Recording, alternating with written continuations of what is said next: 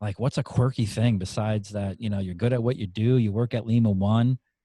What's something we normally wouldn't know about you? Uh, because I love you, I'll give you the true, honest answer. Please. Uh, I am militant about face moisturizer. So, Really? and I just picked up some refills over the weekend. So it's very near and dear to my heart. So, like, do you and your wife, like, you guys, like, have pretty cool conversations about, like, different skincare products that are coming out? You guys bond over that? There are just too many commercial loan brokers that don't have a damn clue of what they're doing. All we're trying to do here is better the industry for everybody. At the end of the day, you can make great money in this industry, but in the end, it's all about helping people. People always say, Kris, how can I be a successful broker? It's two words: hard work and dedication. If you don't like talking to people, you probably shouldn't be in this business. Hey, welcome everybody. It's Kris Roglieri here, Entrepreneurs in Finance by Commercial Capital Training Group. I want to welcome everybody. This is a very special episode because in the first time ever of our podcast, we are featuring one of our lenders.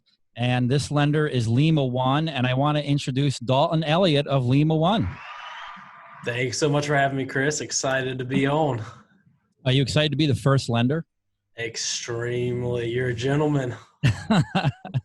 Well, no, I thank you for carving out the time to do this. You and I and your company have had a long relationship on many different levels with the companies that we have here, and so there's no better person, I think, to interview for the first one than yourself representing Lima One. Yeah, it's been great. We, I think, go back 5 years or so, and over the years, we've gotten more and more entrenched CCTG and ACLB, and in the space of what you all do at Commercial Capital Training Group, you're kind of the group that we partner with. That's it. No, I appreciate that. I know you guys are picky, and I'm privileged to have you on board and work with us.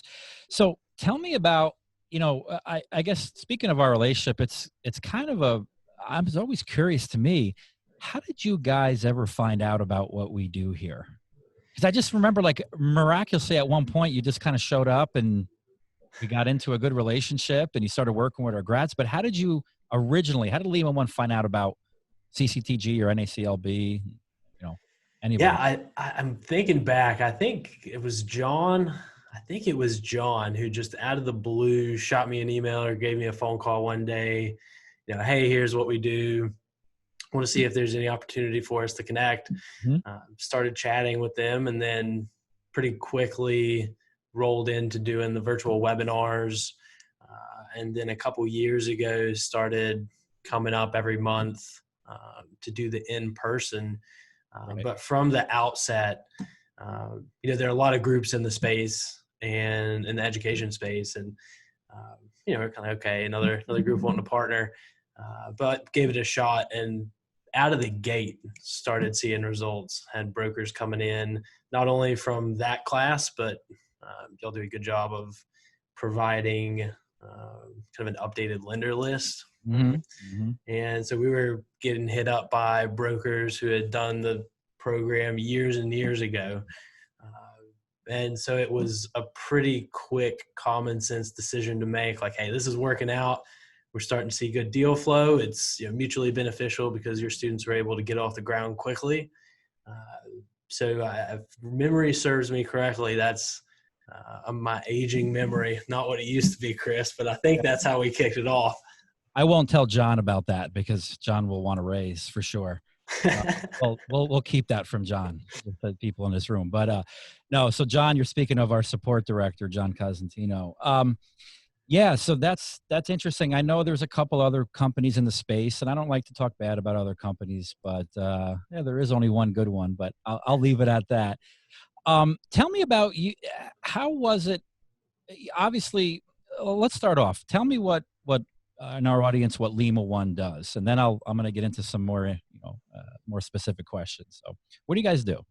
Yeah, so we're a nationwide lender for real estate investors, Right? That's very broad, but on purpose. We started off as a fix and flip company. About 10 years ago in Atlanta, started lending on your run-of-the-mill single-family rehabs, right? Purchase, rehab, sell. And then that progressed. The founders moved the company from Atlanta to Greenville, South Carolina, which is where I'm sitting right now. And about 5 years ago, a little over 5 years ago, we launched a rental program. So financing for anywhere from one single asset rental property up to a significant portfolio in the space. And then about 3 years ago, we launched a multifamily product, so 5 or more unit properties. So we lend across all those strats. We do new construction and heavy rehab as well. So pretty much the only thing we don't do is straight commercial in this space. Right. So yeah, we lend nationwide. We're in 46 states and DC right now, looking to round out the map sooner than later. So yeah, that's the bird's eye view of what we do. Yeah, you guys do fill a niche, and a pretty good niche, because I know, because a lot of our graduates have done deals with you guys and they find success with your program. So it's kind of a hot arena that you guys fulfill. So tell me, obviously you guys have been really, really successful, and you guys have worked with brokers in the past. I want to kind of get on a topic about bad brokers, right? And I'm sure as a lender, I own a lending institution, so I know how it is, but it's always I love to get a perspective on other lenders in the field. How much does it suck working with a bad broker? It's not great. The vast majority of brokers we work with are great folks who are looking to generate, revenue for their business, whether one-person shop or, multi-person firm. Right. But just like sometimes you have bad actors on the investor side, bad actors on the lender side, you have bad actors on the broker side. Yeah. And it really, it's sometimes, what's the saying about, I can't remember what it is, but like a bad apple kind of spoils the lot. Bunch. Yeah. And so, there have been times where we've had, attempted intrusions, somebody trying to, slip fraudulent documents by, things like that we catch, and we have to tighten the screws a little bit. And that's something that we do across the board, because those are the things that can cause the greatest harm to us. Our chief, one of our chief goals is risk mitigation, right? We want to lend, we want to do, solid quality loans, but how do we mitigate risk on the borrower side, on the property side, and on the partner side when we're working with, mortgage brokers, table funding partners, all that. Yeah, I think it's it's important, because for people that look to come into our training, I don't think they understand the landscape, and that there are even some lenders in our training that don't deal with brokers at all because of those bad apples, except through our graduates, because we do train on etiquette and kind of mold people the right way getting into the industry. And it sucks, because there are some lenders that have said, you know what, we used to take on broker business, but then we had a couple of bad apples where we lost out on deals, where deals were fraudulent, what have you. And then they made a decision to say, we're not going to deal with any brokers. And we were lucky enough to kind of, convince them otherwise to deal just with our folks, and that's how they operate. So that's why I ask you that question. There's nothing worse, at least from even my own lending company, of working with a broker that just doesn't know what they're doing, or has bad intent. Yeah, for sure. When we, the first few years of the company, we didn't really work with brokers at all. It was just straight retail. Part of that was, staffing and capacity. But then I started at the firm in June of 2015, so a little over 5 years ago, as an underwriter in the long-term program that had just launched. And we had one broker kind of in the Northeast who the founders had established a good relationship with, and said, okay, we'll do some deals with you.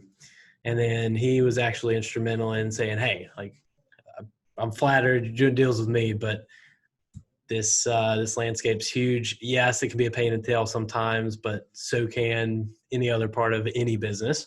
Right. So at the end of 2015, I was tasked with really building out a broker program. When I came here, we didn't have an inside sales team. We didn't have a broker team. We had one person in servicing. Now we have So a wait, few. so let me get something straight. So first of all, what'd you do before Lima? College. College. Wow. So you're fresh out of college. Okay. Yeah, I started here just under 2 months after graduating college. Wow. My then girlfriend, now wife, she's a nurse, an oncology nurse. So she knew as soon as she got into the nursing major that, get out of school, I'm going to have a job. There's Right. no thing. I graduated and I was like, I don't know what I'm going to do. Yeah.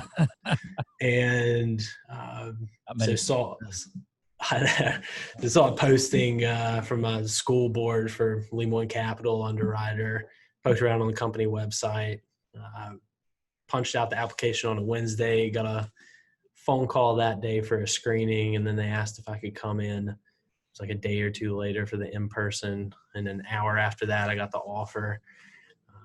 That amazes me that, and I'm not diminishing your talents. You're a bright guy, but that they posted an underwriter position in college, right? I mean, normally if I were to hire an underwriter, you got to have experience in the asset class that we're financing, but just right out of college. So that kudos to you. I mean, that's being in this industry a long time. That's kind of unheard of. So like, hey, let's bring in an underwriter, has no experience and is fresh out of college. Yeah, strictly between you and me, I vividly remember, and I tell every training class that comes in, and I teach my portion of the company in the training class. Yeah. I was like, hey, some of you might be sitting here thinking, it's like, I don't know what is going on. When are they going to kick me out? I was like, I felt the same way. They haven't kicked me out yet. I was like, so hang in there. So that's our model. And that's a big differentiator for us, is that we don't necessarily hire based on, you have a finance degree and you have an MBA and this and the other. Yeah, it's not so much industry experience as it is, do you share our core values? Are you going to be an ambitious go-getter, a self-starter? We don't micromanage here at all. So it really is, we're going to give you the tools that you need to succeed. We're going to invest in you. We invest heavily in tech and marketing. Sure. So we're going to train you up. No matter what department you get hired into, you go into one training class. So you'll be sitting in there with, they may have a couple salespeople, underwriters, servicing, construction management folks, all of that's in-house. And then after a full week of kind of all hands training, learning all of the different puzzles of the business, you go out to your department for department specific training. And that's the model we've had from the beginning. A lot of my peers here, it's the same story, right? Like either graduated from college or just a few years out, landed here and just thrust into the industry. And kind of rose up the ranks as we built out our respective departments. Yeah, that's somewhat like the culture here with my companies. I don't tend to focus on academics. I will take the guy that has experience all day long over someone that has an MBA and no experience, right? In fact, I've in the last 20 years, I've proven it just in my own little sales model of the guy who has experience and has the willingness to overcome, succeed. That guy will outperform the person that comes out of an Ivy League school with an MBA. And I see it with our graduates. We have some MBAs that come in here that after they take our course, they're like, man, what did I pay money for an MBA? Like, this is how the world gets done. We learn theory and practice, but this is, how literally things get done. And I think a lot of that comes from too, that I didn't graduate college. I'm a college dropout. So it's not that I have anything against, academics. It's just, it's not a big important factor that we look at here to weed out candidates. Yeah. But that's interesting how you guys do it.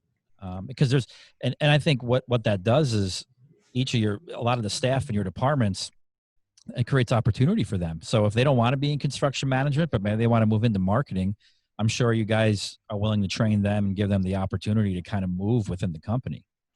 Yeah, absolutely. We have folks who started off in underwriting, and one of them's director of secondary markets. Another is, moving up in that, in her respective department. So yeah, there's cross opportunities. We've been very fortunate with the growth we've had over the last 5 years and really since inception.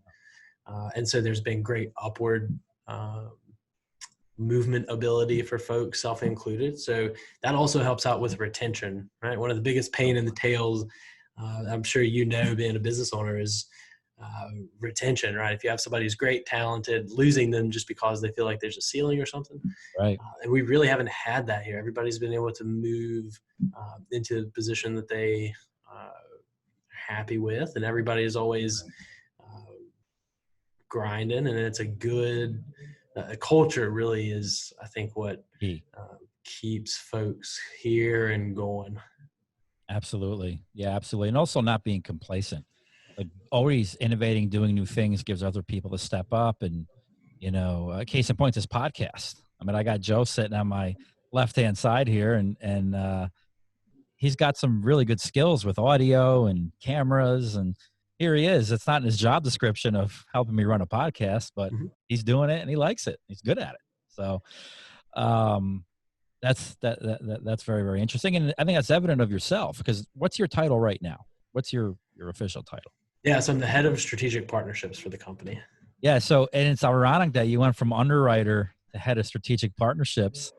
And nothing against underwriters. Don't hate me for this, but my experience is like underwriters are guys that like you lock in a closet, you shut the door, you feed it twice a day, and you leave it alone, and you just say, look, make us not lose money, right? Whereas sales are like creative guys and girls, and you give them you let them do their sales thing, and they're very energetic and bright. And it's ironic that you kind of went from there to now here. It's almost two different personality types. Yeah, and we have a wiry bunch of underwriters, so it's a good group. We hire a lot out of Clemson, so that explains the good hyped personality piece. But yeah, kind of a turning point for me is when John Warren, one of the founders of the company, before I moved into the broker role, he asked, sales or operations, which one do you want to do? Right. And I was like, well, I like both. He's like, no, not an answer. Which one? And on the spot, I picked sales. And I look back at that as, still to this day, I describe myself as a natural introvert. Like I recharge my batteries whenever I go home at night, lock the door, close the blinds, and then just like separate from the world. Get away. And I knew, maybe I didn't know, but I just reacted, and happenstance led to the good decision. I was like, if I stay in ops, I'm going to be the most comfortable there. I don't think I'm going to push myself as much. If I go to sales, so much of that world seems uncomfortable to me. But it's performance-based. Exactly. And also like, hey, we're here to grow.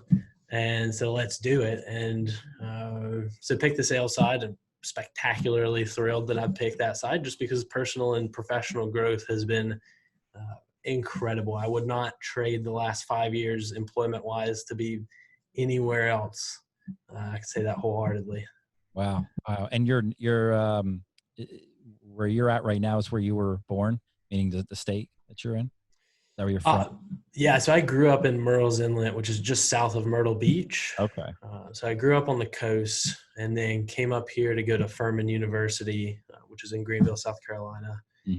So came up here in 2011. It's crazy that it's been 9 years. We came up here, and I say we, my then girlfriend, now wife, we love Greenville. It's grown a ton just in the 9 years we've been here, in terms of food, in terms of just like the downtown scene that's grown a lot. So we loved it. You have children? No children. We have an 80-pound dog. He's a mix between a lab and a Rhodesian Ridgeback. In his mind, he's a 10-pound lap cat. Yeah, pretty much a child then. So you do have a child. Yeah, it's a good bit of responsibility, but no, we like to travel a lot, and so the no kids have a dog instead approach is working well for us right now. Cool. Yeah, that's good. That's I had a dog at one time, but it got ill and had to unfortunately had to put it down. But I like big dogs rather than small dogs. Yeah, I grew up with a small dog, little Pekingese, and I was a little apprehensive because my wife, she grew up with a big dog. She's like, no, you gotta have a big dog. What are you gonna do with a tiny dog? So I was a little apprehensive about getting a big dog, and the only real downside is we got him a month after we bought our house, and so the new hardwood floors, they got broken in very quickly with him just sprinting around. But Absolutely. yeah, so no pets on your end. No, not currently. I mean, I do have children. You know, I have an 8 and 10-year-old, and they can be pets at times for sure. But you know, I have my fascination with big dogs. I think it goes back to my childhood. Quick funny story. There was this field where I lived, and a bunch of neighborhood kids would play pickup football games, and it was very territorial. So we used to play like the kids from uptown versus downtown, and you know, sometimes it got hairy at times. And mind you, we're 10 years old, 9, 10 years old. And one time we were playing on the block, and I happened to tackle somebody. They got a little hurt, and they got mad, and the rest of the group got mad, and literally tried to like jump us, right? And so we all got on our bikes, and we were outnumbered. You know that because there were people that had come that they were swapping out players, and this is like a pickup football game. It's not anything organized. And I remember it took me 6 blocks to get home, and we were all racing on our bikes. We all split up in certain sections, but the majority of them, I had about like 5 guys that were on bikes, much bigger than I, were chasing me to my home. And I lived like in a crowded neighborhood. And I remember now growing up, I had a pit bull, right? Okay. But very, very, very nice. Never bit anybody in the family. Can't say outside of the family, but. And I took the bike. I ditched the bike. I ran. I had this stoop, like stairs to run up, and I ran up the stairs. And literally, as I was running up the stairs, the other kids dropped their bikes, and they were coming to get me up my stairs, and no one was home except my dog. And I heard him barking because he heard people coming up the stairs. And the first thing on my mind, I said, you know what? The only way I'm going to get out of this is I'm going to unleash this dog. And I literally opened up. You could picture it. I opened up the door, and I knew what the dog was going to do immediately. His name was Brutus. He was a pit bull. I opened up the door, and he came running out. And if you could see the eyes on the kids, because they saw this huge. I mean, he was stacked like a weight lifter. And he came out gnarling, and they actually saw the dog. They quickly got back on their bikes, and the dog chased them down the street. Literally chased them down the street, and I had to go find the dog. So that was a cool moment in my childhood, because it was like the dog.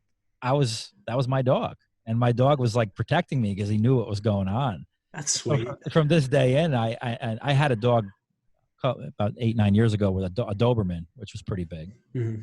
Sweetheart of a dog, contrary to Hollywood. But yeah, so if I were to get a dog again, it'd be a larger dog. Yeah. Sure. Tell me about, so you guys obviously have experienced a lot of growth, over the years, which congrats. It's amazing to see a financing company do that.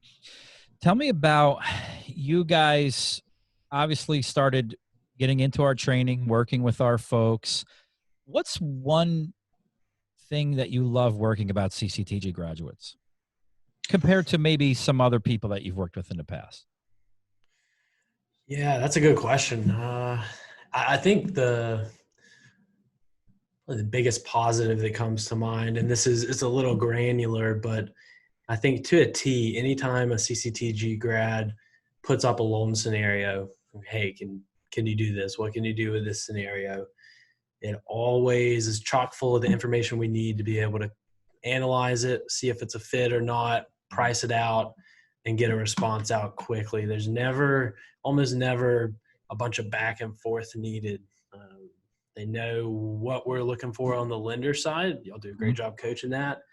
And it makes everything in the pipeline just run so much smoother when we're able to lay eyes on it quickly, say, yep, we can do it. Here's a term sheet. No, it falls out of the box for this reason. That's the biggest positive, and something that, like I said, I think to a T, every CCTG grad we've worked with is great on kind of loan packaging and deal scenario presentation. Yeah. Wow. Okay. And obviously you guys have had experience with our association, National Alliance of Commercial Loan Brokers. You've been a continued sponsor and really a presidential sponsor this year. Tell me about that experience, just of, getting a chance to get in front of a lot of brokers, because broker business drives your business, correct? You do some other marketing, but you rely on brokers. Yeah, it's a significant portion of our business. We have really 3 channels. We have an outside sales, an inside retail, and a broker business, and they're all pretty equally weighted. So broker business is huge for us. NACLB this year would be the 4th year, so I've gone to 3 of them, and really. Y'all do a great job of putting on a strat of brokers, from folks who have just graduated, looking to get into the space, all the way up to heavy hitters who have been doing this as long as I've been alive. Yeah. And, a couple of the brokers on our top lists in terms of origination have been either CCTG grads or folks who we met at the NACLB conference. The first one I went to was down in Florida, and I went there with Courtney, who's our kind of head of outside sales. Was that Doral? Was that Miami and Doral, or was that Orlando? That was Orlando. Wow. Okay. Yeah. And it was a great time, and it's so exciting for me. A lot of the conferences I go to have kind of heavy investor focuses, and then there are some brokers there. They're boring. Boring. I love them. You don't have to tell which one, but they're boring. I go to them too. It's the same old people, the same old, talking about the same old things, drinking the same old thing at the bar. And it's just like everybody's doing the same thing. But listen, I'm not going to mention any names, but yeah, it's exciting for me to go to NACLB and really broker focused conference, because that's my world. Right. Like, I know that, Justin next to me, who he oversees the inside retail business, and Courtney and his folks, his peers, oversee the outside business. But I don't really have much interaction on the retail side of the business. Right. It's really all mortgage broker focused. And so it's super fun once a year when I get to hang out with hundreds of folks, some of them familiar faces, a lot of them new folks coming in for the first time. Yeah. It gets me excited because it's aligned exactly with what I do day in and day out. Day out. Yeah. Great ecosystem. Oh, and people describe our conference as really a deal-making conference. I mean, think about it. What's the genetic makeup of brokers?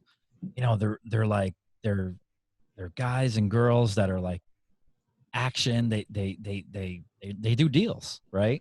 So there's a certain person out. They're outgoing, and then you take all of them and you put them in a room, and then I'm the guy that has to sign the check for the alcohol bill, and it's through the roof because they work hard and play hard.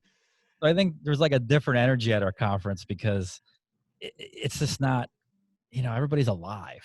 Everybody's there to do deals and network, and I'm not saying that because I chaired a conference. I've been to all those other conferences, and they're kind of like, do you really want to go to that networking event? Is it fun? Is it hip? But this is definitely one that you could, I think with the conference is usually 2.5 days.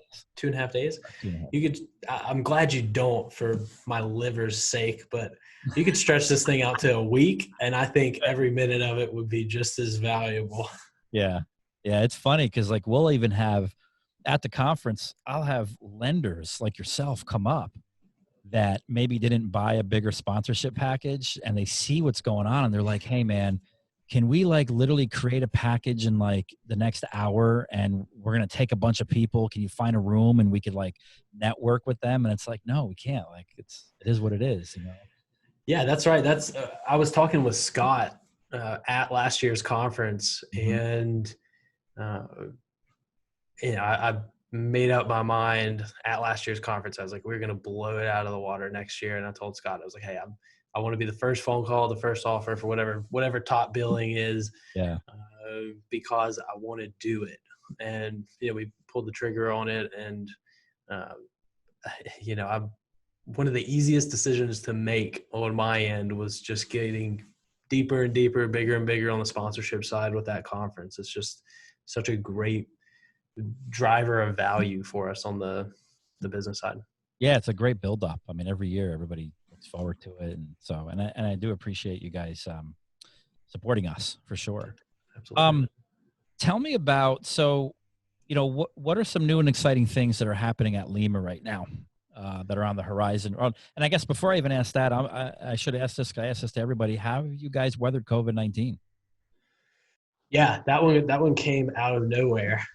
Right. So the end of March, we took everybody remote. We started talking about it, I think, on a Thursday, and we were like, we'll come up with a plan if we need to. And then Friday, it was like, hey, we got to get everybody remote Monday. Right. So So it went from this ain't a big problem, like this is just flu, to come on, to like, gee, we got to like go remote, right? Yeah, so it was a pretty um, interesting fire drill that we went through, and a good test, I think, of the leadership team here and how we handled just snapping the fingers, having to completely pivot how we function as a business. So that was end of March, and then we started coming back in the office in June. So management, June 1st, back in the office. And then right now we're at 50% capacity. So we have kind of like A/B weeks. So everyone who's below the deputy director level is only here every other week. So we're keeping up social distancing. We have temperature checks every morning. We have masks everywhere. Everybody has tons of masks they were given. Yeah. And so we're, thankfully we've been, from first and foremost, from an employee health perspective, we've been as close to as good as you can get, I think. From a lending perspective, I think it's par for the course that for a couple months it was tapered back pretty drastically. Sure. Really, April and May. Well, no one knew if it was like the end of the world. Yeah, really, the end of March, beginning of April, when it first hit, it was just huge question marks and red flags for everybody. So people were kind of waiting to see, where this was going to go, what it was going to look like. I have no pandemic experience. I don't think you have any pandemic experience. So, like, hey, let's figure out what's going to go on. Yeah. So in May, we started to see some material improvements, and on the secondary and capital market side, talking with our partners there, saw material improvements, and we started, what are we going to come out with program wise? Right. And like most folks in the space, we, waded back into the waters. So in June, we had, some pared back leverage and changes just to mitigate risk up front and just see what was going to pan out market wise. But you fast forward, that's beginning of June. You really add 2 months to that to where we are today. And we are pretty darn close back to pre-COVID loan metric levels. Rates, pricing, everything. We're continuing to meet every week to look at, where's the market, what pivots do we need to make to just continue to be as competitive as we can be in the spaces that we want to be. Sure. So, super fortunate. I think programs and volume pipeline, everything has come back a lot quicker than we anticipated when we were all sitting at home. Right. I saw an article on CNBC the other day that, just like home builder confidence through the roof, starts through the roof. So the housing market is continuing to chug along in spite of all of the craziness that's going on with COVID. Yeah, that's so probably the priority was to figure out, post COVID, I would think, right? As you were going through COVID, like, hey, what's the game plan when things start to lighten up? And it sounds like you guys are doing that. You've executed that. Yeah, there's that, and the employee health piece too, right? Like we have, close to 200 people who operate out of the Greenville office. Wow. And that was it was probably the biggest question. And I think it probably superseded the program question. Really, is like, how do we make sure that our people, which are the bedrock of our company, if we don't have our great people, it doesn't matter what programs we have, right? Wow. We're not going to be selling them. We're not going to be cruising through efficiently and executing on them. So it's You're like, only how as do good we, as your people. exactly? Yeah. So it's like, how do we make sure everybody can still function, stay healthy? So the things I mentioned that we put in place so we could get back to some sense of normalcy here in the office, Mm-hmm. and the program piece, just kind of happened with our capital markets team and executive leadership team, making sure that we could stay at the tip of the spear, coming back and gathering back as much market share as we possibly could. Yeah, that's, it's from my side. What's interesting is we had to pivot too. We had to make a decision, pivot, and just come up and go with the plan pretty quickly. As I was telling somebody before, it was like one day I was like, COVID, come on, that's the hell are they talking about overseas there? It's crazy. And Yeah. then like the next day, it's like, hey, we got to go out and buy cameras. We're going virtual. We're going to do, it literally happened that fast. But the fascinating thing, you talk about people, is I don't know, and I'll ask you this about your employees, but when our team went remote, we were working remote. A lot of our managers were impressed by the, how everybody kind of band together and still able to, achieve the tasks that were put in front of them. But when everybody came back, I asked some of my department heads, and I go, "So, how was it? How was the work performance?" And they were like, "It was great. Actually, some people excelled working at home and got more work done than actually in the office." Because I was hoping to hear the opposite, right? Yeah. Like, you know, see, I told you working in the office is more productive, but a lot of my managers said people actually did better working from home. So was that the case with you guys? Did you, was efficiency, was the work performance, did you notice an increase or? Uh, Definitely, uh, you have both sides of the coin, right? Some people Yeah. excelled in it. Some people a little more guidance and push. The vast majority of folks were kind of 100% on task, and it was good. But that was a big concern of ours. Like, we have a young workforce. We have very short time frame to put this in. Like, just a big unknown box for us. We'd never had a remote contingent other than a dozen outside sales reps. Right. So it was completely uncharted territory. But everything was great. And so it gave us time, when we're not doing 150 plus million a month in originations for those couple months, it gave us time to do a lot of things, working on product development. We just came out with a completely new line of credit that's a big departure from what we used to do. Wow. Uh, it gave us time to hone in on that. That's probably the biggest thing we came out of the COVID break with. So previously, if somebody wanted to do a deal with us, it was, every 30 days, give me your updated bank statements. We're going to pull credit every couple months. It Right. was a pretty, it was a market Right. practice. We weren't out of market with it, but we started thinking like we don't want to just be market. Right? We want to be the market leader. So how can we do that? And we came up with this new line of credit process where somebody comes in with a couple of key documents, and then 3 days they have an exposure limit. It's a multiple of their liquid assets. Mm-hmm. And for the next 6 months, that exposure limit is good to go, and it's cross product. So you can do fix and flip, new construction, heavy rehab, 30-year rental. You can do all of that under one exposure limit from one borrower underwrite. So it makes things easier on the clients, makes things easier on us because we're not, every 30 days re-upping a client's approval. Yeah. It's like, hey, you're good for 6 months. Let's do deals.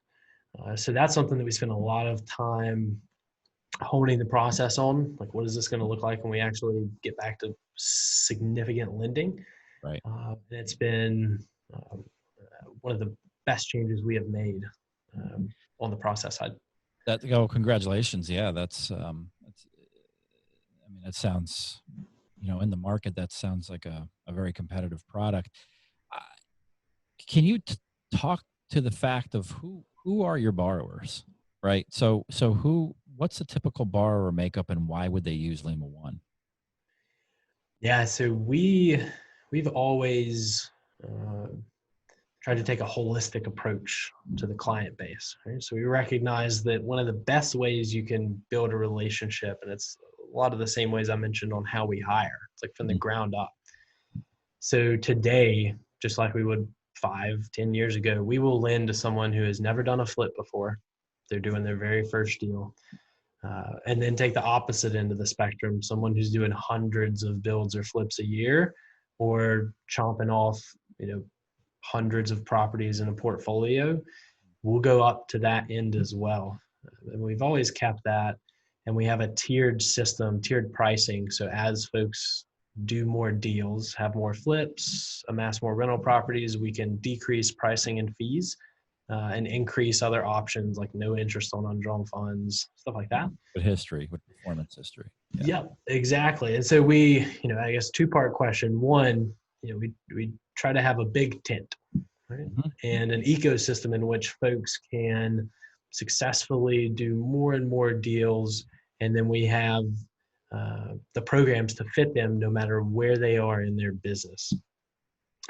The other side, just like a literal average profile, is someone who has take the fix and flip side, someone who has some experience, a few flips under their belt, credit in the low mid 700s, good cash on hand. So really, a type A borrower who would be good to get credit through most any institution. And geographically as widespread as it gets. Our major markets are the major markets in the country: Southern California, Atlanta, South Florida, all through Texas, Illinois, all over the place. And that's a function of just our organic growth over the years, from an Atlanta lender to a Southeast lender to kind of East Coast lender, and a few years ago pushing nationwide.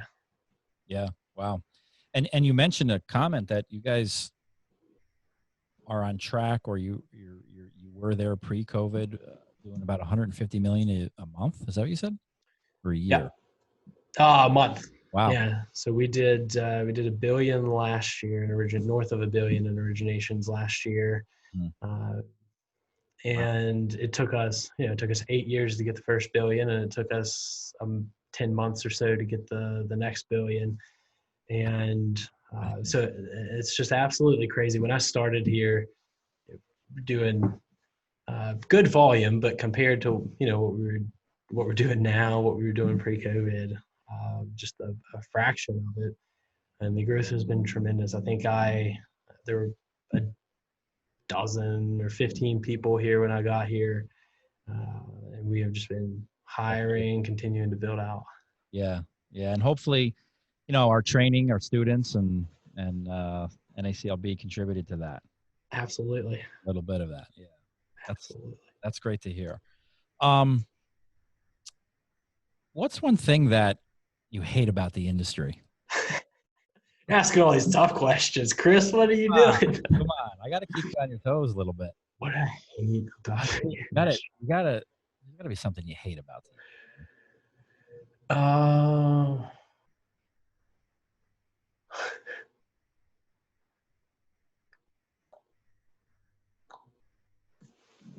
racking my brain. I mean, what frustrates you about the industry? There's got to be some part of your job that frustrates you. I think I have it. So what really pisses me off, not to put too fine a point on it, but whenever we intentionally get half information, it's like somebody intentionally leaves a key detail out, and then, we hit, near closing and it pops up and then they start flying off the rail. That's something that every single time, like, come on, we should have covered this down day one. This is something that, you maybe didn't answer a question completely fully, a lie of omission, as it were. That happens from those other brokers that don't come from CCTG. No CCTG or NACLB broker has ever been found guilty of that crime. Yeah, I Yeah, could. that's probably something I could attach the word hate to. Um, it's there's not a lot of stuff. I Yeah, thought when you asked it, I was like, God, there's a lot of stuff, but that's yeah, probably the one and only thing. Like the fun thing, I worked with retail clients when I first got here as an underwriter, but quickly transitioned into the broker space, and I absolutely love working with brokers. I feel like you could let your hair down a little more, and you have, have some uh, fun. We're fun. yeah, Yeah, fun yeah, people. it's a good group. It's a good group. This is a good group. What about you? What grinds your gears? What do I hate about the industry? Um, you know, I, well, from what side of it? From a lending side, I would share where you put a lot of time and effort, and your staff really they bust their butt to kind of get a proposal out, or a term sheet, or a commitment letter, whatever you want to call it. And you seem like the borrower is right on board, and they're following through the steps, and at the last minute the borrower just goes dark, right? Yeah, Or last minute they go, oh well, I got, they leveraged your proposal, or they hmm leveraged your commitment with a competitor. And I get it. I've been in this industry for over 20 years, and that comes with the territory, but it still sucks. You know what I mean? every single time, and it doesn't get less frustrating And they're just like, ever. I'm with you. Yes, let's go. We're on board. All right. Everybody buckles up. Everybody straps down. We're all on board. All hands on deck. And then they just disappear. I can empathize with that. Yeah. That's rough. Yeah. What do you love about the industry? What's one thing, like the top thing you love about what you do? Uh, it's gotta be the dynamic piece of it. So everything, yeah, hopefully it doesn't sound cliche, but everything is always changing.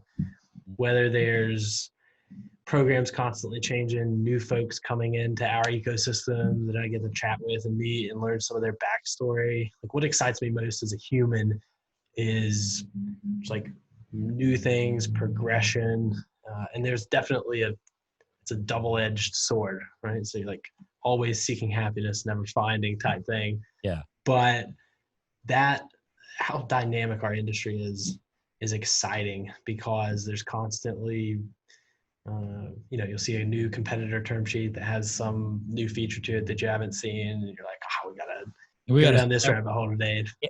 I say it time and time and time again. It's all about not being complacent. Yeah, Minute you're complacent is the death of your business. You have to continuously innovate, and because of that, right? Everybody's going to copy your product, or everybody's going to come close to your product. And you gotta, if you're a leader in what you do, you gotta always set the bar, keep setting yeah. it higher. This whole talk about life's a marathon, I hate. Like I like to sprint, personal, professional. Like Yeah, let's be bigger, faster, better, stronger. It's like Tom Brady talking to his team last season on the sideline yeah, near the end of the season. He's like, I need you guys to be faster. I need you guys to be more aggressive. And like listing all these things. right. Like I love that pace. So I guess simplified in one word, it would be the pace of the industry. Yeah. Well, hey, there's nothing wrong with sprinting from Monday to Friday, and then taking the weekend off, and then coming back and doing another sprint. There you go. Right? Yeah, you could subscribe to that philosophy. So, if you weren't in finance, there was no such thing as Lima One. What would you find yourself doing right now at this point in your life? That is an easy one, I think. So I think I'd be a firefighter, or I hope I would be a firefighter. Really? What's the fascination with that? Uh, so my grandfather was a fire chief. Okay. And so growing up, I'd get fire trucks for Christmas and go visit him at the firehouse. And this was when I was, probably 3, 4 years old before we moved to the coast. Mhm. And that bug has not left me. It's like literally I'm right downtown, and anytime, yeah, I don't A tell fire me. truck goes by, you start getting Oh, happy, and whatever I'm doing, I get up, I turn around, I go see it. Just and like, not that I'm going to see anything new or different, but yeah, just it's just deeply gets you, rooted yeah. excitement. You want to know a weird little thing about myself? With talk about when I was a little kid, I always, when I remember before I started school, I have actually a very vivid memory of this. I used to love watching the people pick up the garbage. Yeah. And I used to say to myself, I want to be a garbage man because these guys have it made. Like they sit on a truck, they get to ride on the back of a truck, right? How cool is that? Like your whole day, you're riding on a back of a truck and you just jump out, you throw in the garbage, you throw the cans on the bushes, you don't give a shit where they land, and you just keep riding. I used to always remember as a little kid, I used to run out. We had this porch, and I used to always peek out and watch them come by and pick up the garbage. I know it's weird. It sounds weird. It's not what I would be doing right now if I weren't doing this, but I always had a fascination with garbage trucks. I'm going to tack onto your story with a story. I lived your childhood dream for a little bit. So when I was growing up in Myrtle's Inlet, Myrtle Beach area, there are a couple of big campgrounds right on the ocean with, massive, like 3,000 spots. People come from all over and vacation there. And so during the summers, I did landscaping there, stayed tan and fit as a fiddle, which pasty white now in the office. But one thing would happen, we had high turnover on the trash truck. So you may just come in one day and both of the guys quit who had been there a week. And it's like, well, we got to run the trash truck. So every once in a while, it'd pull from the landscaping crew to jump on the trash truck. And you're talking 105, 110 degree heat index. Yeah. You're going around to 2,000 sites over the course of a full day, wow, slinging bags in there. So it is, it's labor intensive, but it is, it was something. It was cool. An experience. Yeah, like as a little kid, I used to, and then and I'm talking old school back in the day. I don't know how old you are, but back in my day, like the trucks we used to, like that thing used to come and push the garbage up, and I'm like, where is all this stuff going? Like, and it didn't matter what you put in there to crush it. Now, like the guys that come to my house, they're in these like air conditioned trucks. They don't even get out of the truck. I know, yeah. Comes and just picks up the can, and I'm like, what the hell are you getting paid for? Like, that's gravy. Yeah. What I gotta throw out a quirky question I thought of for you if I can. Yeah. Go ahead, man. So what is a food that you will just not touch? You see it, you're like, I've either had it before or absolutely not gonna go near it. That's easy. Peppers. Really?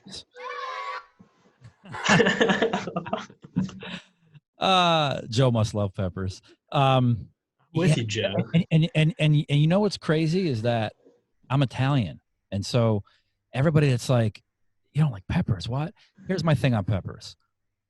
I think it's a bullshit food, and I'll tell you why. Because no matter what you put peppers in, it actually overpowers the taste of the dish that you have the peppers in. So if you have like a chicken dish, or you have steak and peppers, and you put the peppers in, you can't taste anything else. It just, all you taste is the peppers. Am I right or am I wrong? Joe, can we get another boo going in here? This is blasphemy.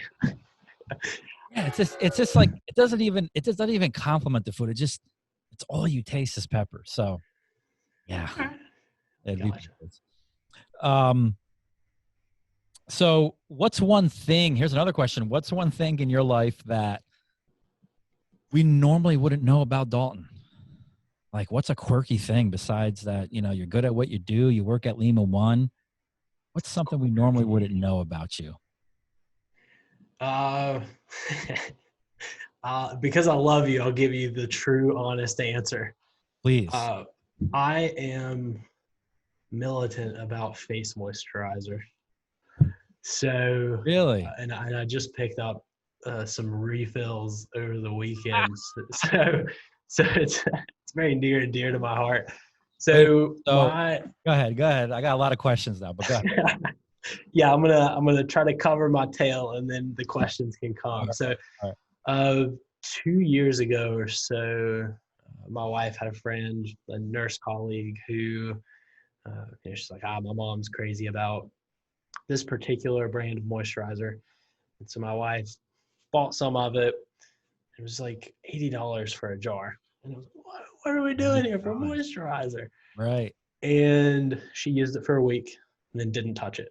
So a couple weeks later, I'm like, God, this is like $80. It has to get used let me toss some on. And it was just perfect. It just, What do you mean perfect? like, you wake up in the morning or after you get out of the shower, like your skin's dry. Yeah. Well, see, I'm Italian, and we naturally have Oh, olive oil in our skin. So, yeah, I don't. You must be Irish. yes, that's Or the issue. My European heritage is catching up to me here. I don't have to fight anybody with pickaxes, but I have right. the terrible skin gets dry sometimes. So yeah, I was like, let me toss it on. It stayed on all day. It wasn't oily. It was just perfect. Love. And yeah, it has SPF. But the one I have now is SPF 18 in it. So they say one of the secrets to staying youthful skin wise is having a little sunscreen on, because Mhm. that's a good way to not have youthful skin. Is just let the sun pound you all day, every day. So Yeah, being Italian, we only buy. We want to make sure it doesn't have any more than SPF 10. yeah, That the 20s and 30s we don't get involved with because we like to be tan. I guess I don't you know. embrace the sun. Nothing wrong with that. There's nothing wrong with that. So, like, do you and your wife like that? Must be interesting because, like, now like the you guys like have pretty cool conversations about like different skincare products that are coming out. You guys bond over that? No, I get possessive over it. Like Oh, wow. she saw the day cream and the night cream. She's So like, she hates it. those new jars. I was like, yeah, don't touch them. Just stay away. Those are mine. So we get very possessive over them. Yeah. Well, that's awesome. That's awesome. Here's another one for you. I've been asking everybody this. So one person, you could pick one person that is presently alive or dead, and if you could sit down with them for an hour or have dinner or have a conversation with, who would it be? That's one of those questions that, like, it's a question, but it's always so hard to answer. Uh, I would say Churchill, Winston Churchill. Mm. That'd be my guy. He's just a fascinating human. So absolutely an iconic world leader, but he just lit the candle at both ends and let it burn. Let it roll, baby. That's it. I love that personality type, and I probably aspire to it more than I actually am it. So Right. it'd be fascinated to chat with him, and I've done a good bit of reading about him. Um, He got and rejected for military school. yeah, so interesting quirks like that you're like, on paper, is this guy going to be the guy who navigates England through Through the war. battling the Nazis? Yeah. Yeah. And the answer to that's probably like, no, kind of like a soft underbelly upbringing type guy, Yeah. rejected from military academy, like all these things. Um, but the opposite happened. Like, he was the perfect guy for that point in history to lead that particular group of people through some of the darkest days in their history, and absolutely fascinating. And then him, you fast forward a little bit, the times changing, and him kind of just getting pushed to the side Yeah. and ousted. Yeah, so I think there'd be no shortage of things to chat about, and he wouldn't mind cracking open a drink and Having a tossing back cigar. a cigar. Yeah. Yeah. Yeah. No, that's a good one. That's definitely. Yeah. I got you, or I guess rather you pinned me up with the face moisturizer question. So I'm gonna swing back at you. So if you'd snap your fingers and change one habit of yours, what would it be? Either adopt a habit or get rid of a bad habit. What would it be? Saying the word Really? Yeah, I've noticed. So I'll tell you, doing virtual training now and this podcast, believe it Yeah. or not, I wasn't aware of how many times I say when you're like in an uncomfortable, not even uncomfortable, just a pause, Yeah. tick. And I've tried to work on not saying a lot. And even at home, people tell me, yeah, sometimes, you do say a lot. So that's something that especially when I look at myself in virtual trainings, when it was live and in person, I mean, no one said anything. Mhm. But now that it's virtual, online, I get to see myself. I get to play back, and I could see myself speak. And even on this podcast, I've caught myself saying So that's one bad habit that I would like to get rid of. That's a good, Or- honest one. If it, you know, I don't notice it. So I don't know if you have or haven't been during this podcast, but if you have been, haven't noticed it. So that's a good improvement one. If you'll indulge me for another question, I was chatting with Joe, and he mentioned you're into cars. Yes, You have a modest collection of automobiles out here. I do. It's one of the one passions that so first of all, I'm an entrepreneur at heart. People say, what do you get excited about? What's your passion? It's really being an entrepreneur. It's creating things, doing things, always coming up with new things, trying things. And that's really my hobby. But outside of that, I always say, I suck at golf. Well, traditionally in finance, right? What do you picture? Banker finance? Well, you're out in a golf course, and I suck at it.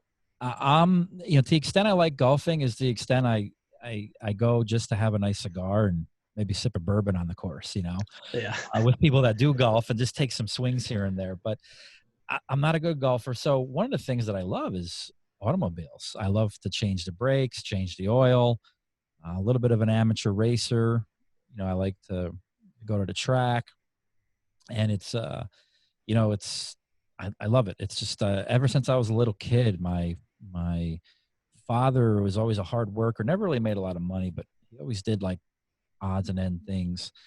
One of the things he did for a while was he had a small used car dealership, and I used to look forward to him picking me up from school every time because he had like a different car, and it was exciting and cool, and that's kind of where I caught that passion, and it never left me.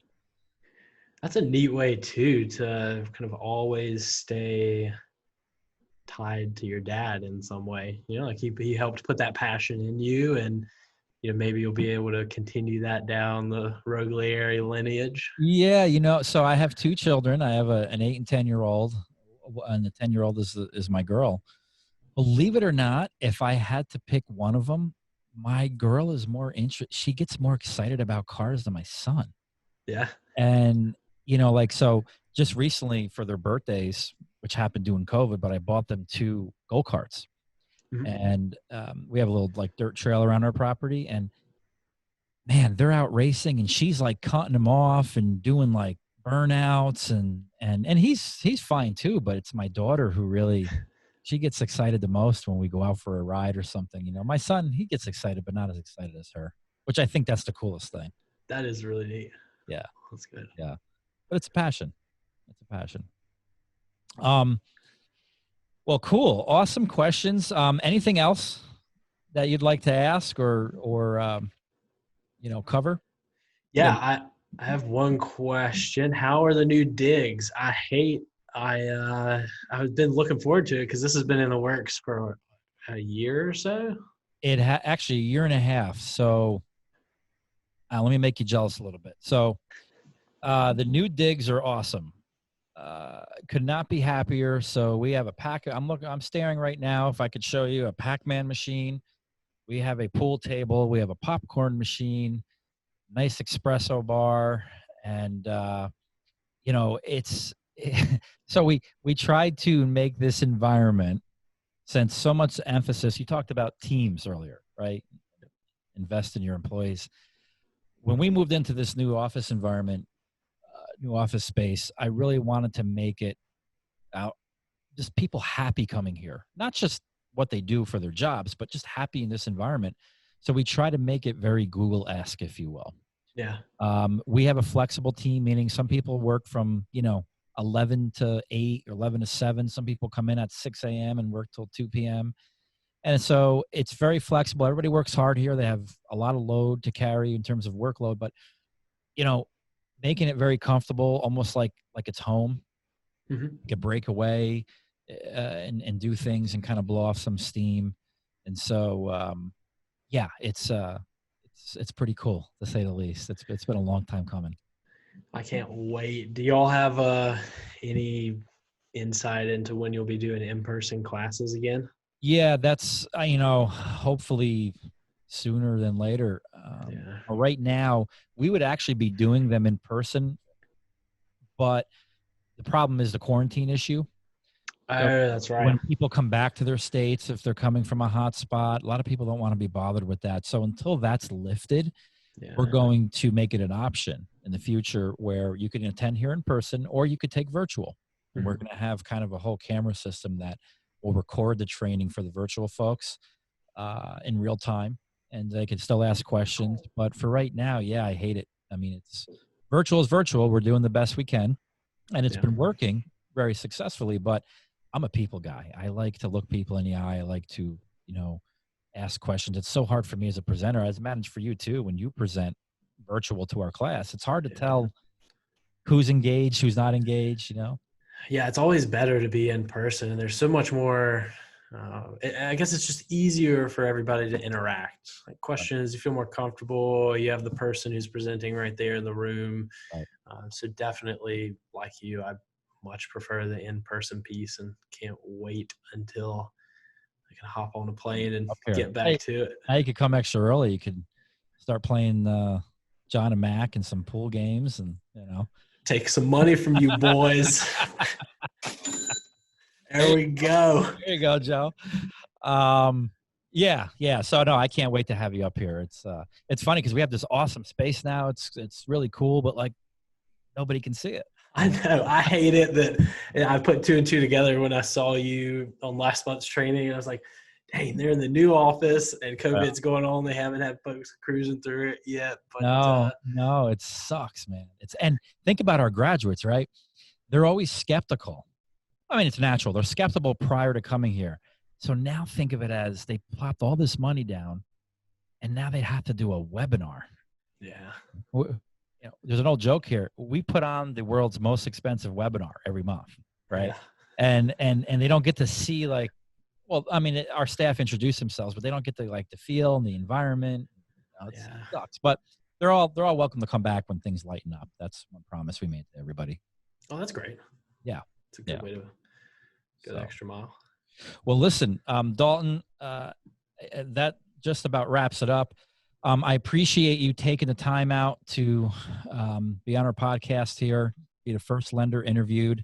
You guys do a tremendous job for our graduates, and a lot of graduates make a lot of money with you guys. And so I appreciate you willing to work with our newbies, as we say, and just being involved in all our organizations. For sure. Thanks, genuine thanks for what you do for this whole industry. It's a great underserved market, really, this education space on the broker side. You all have it dialed into science, and it makes my life easier on the lending side whenever we get graduates of CCTG and of that caliber coming in the door. So thank you for what you and the team do every day. Can't wait to get back to seeing you in person. Yeah, absolutely, man. I appreciate it.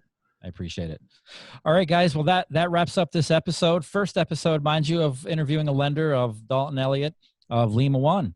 We'll catch you on the next one. Thank you. There are just too many commercial loan brokers that don't have a damn clue of what they're doing. All we're trying to do here is better the industry for everybody. At the end of the day, you can make great money in this industry, but in the end, it's all about helping people. People always say, Kris, how can I be a successful broker? It's 2 words, hard work and dedication. If you don't like talking to people, you probably shouldn't be in this business.